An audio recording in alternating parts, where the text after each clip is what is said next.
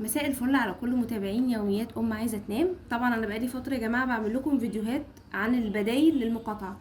الناس اللي طبعا اللي بتعمل مقاطعه وبتدور على بدايل مصري، صورت لكم منظفات، وصورت لكم كمان بدايل اللوتس والنوتيلا في باب البحر، وعملت كذا حاجه، ولسه ان شاء الله هعمل لكم حاجات كتير.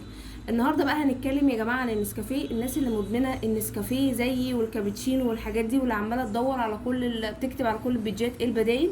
يا جماعه اول حاجه طبعا مصر كافيه، الناس عارفاه، حلو جدا. وعلى فكره انا جايبه البرطمان مخلصه نصه من قبل اصلا فكره المقاطعه، لان كنت حاسه ان النسكافيه اصلا بدا يبقى مش حلو، فجبت ده وحلو جدا وطعمه جميل، وسعره طبعا اقل من النسكافيه بكتير جدا اللي سعره عالي قوي مؤخرا. فوجئت بقى طبعا ان كوفي بريك طلع اصلا انتاج شركه مصر كافيه. طبعا انا بحبه جدا يا جماعه، ده كابتشينو رائع، فيه كلاسيك وبندق وفانيليا وموكا وكل حاجه، وفي 3 ان 1 برضو. كوفي بريك ده طلع يا جماعه انتاج شركه مصر كافيه، يعني معانا عادي، حلو جدا برضو، عامل زي كوفي ميكس وطعمه حلو قوي، وفي منه من غير سكر رائع. كمان لقيت مصر كافيه منزله يا جماعه انواع جديده حلوه قوي، احنا داخلين على الشتاء والناس بتحب تشرب الكاكاو او كده. منزله كاكاو بالقرفه، ومنزله كمان حاجه اسمها مسميها محوجه قهوه بقى بالزنجبيل والهيل اهي. وحاجات كتير كده تبقى محوجه يعني حلوه للناس اللي مزاجها في القهوه جدا. وبعدين فوجئت يا جماعه ان كمان المنتج اللي هو بارليكو ده، ده يا جماعه الناس اللي بتتعب من نسكافيه او معدتها بتبقى تعبانه مش بتقدر تشرب الحاجات دي، ده يا جماعه عاملين منتج بديل بالشعير حلو جدا. انا دقته على فكره وما يفرقش عن طعم النسكافيه في حاجه، لان كنت فتره تعبانه من نسكافيه معدتي، فكنت بجيب ده طعمه حلو جدا. وفوجئت برضو ان انتاج الصراحه مصر كافيه، فيعني ايه، شركه محترمه ونشكرها، وان شاء الله دايما تحسن من جوده حاجتها واسعارها حلوه كمان. تاني حاجه معانا حلوه جدا، بس يعني يا جماعه اتمنى ان الشركه ان تنزله اكتر، عماد افندي. ده على فكره انا بشربه برضو من قبل المقاطعه، بس مشكلته ان انا مش بلاقيه بسهوله. بعت للصفحه وعرفت الاماكن اللي بيتباع فيها، برضو عدد قليل من السوبر ماركتس اللي هو بيبقى يعني محطوط فيها، وساعات بيخلص. فهو حلو جدا، بس انا سالت الصفحه قالوا لي كمان ممكن تطلبوا عن طريقهم يوصل لكم خلال 48 ساعه لو انتم مش لاقيينه.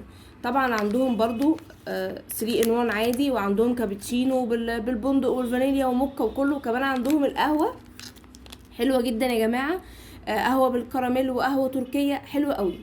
فعماد افندي ده مصري برضو، ومنتج بصراحه محترم قوي للناس اللي عايزه بدائل محترمه. تالت حاجه معانا بقى، وانا برضو بشربها من زمان لان انا زي ما قلت لكم انا مدمنه النسكافيه والقهوه وكده.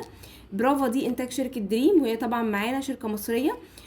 برضو يا جماعه منتج حلو قوي، وفي منه اللي هو ساده خالص، في منه 2 ان 1 3 ان 1، في منه حاجات كتير ومتوفر، يعني بتلاقوه ده بقى سهل بتلاقوه في اي مكان.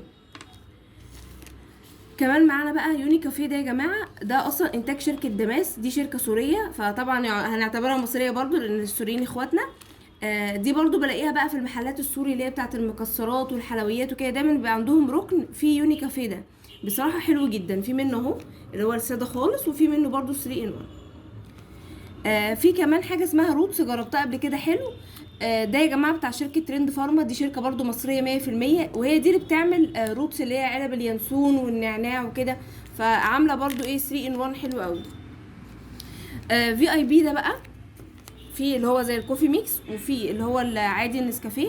ده يا جماعه بيتم تعبئته السوبر ماركت بيم، وطبعا سوبر ماركت بيم تبعنا لان هو اصلا في الاساس تركي فمعانا.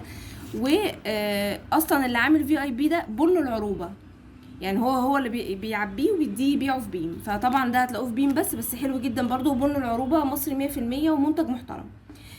فانا يا جماعه اهو عرضت لكم، يا رب الفيديو يعجبكم، ولسه ان شاء الله انتظروا فيديوهات جايه، وما تنسوش اللايك والشير لكل البدائل المصري لكل حاجه.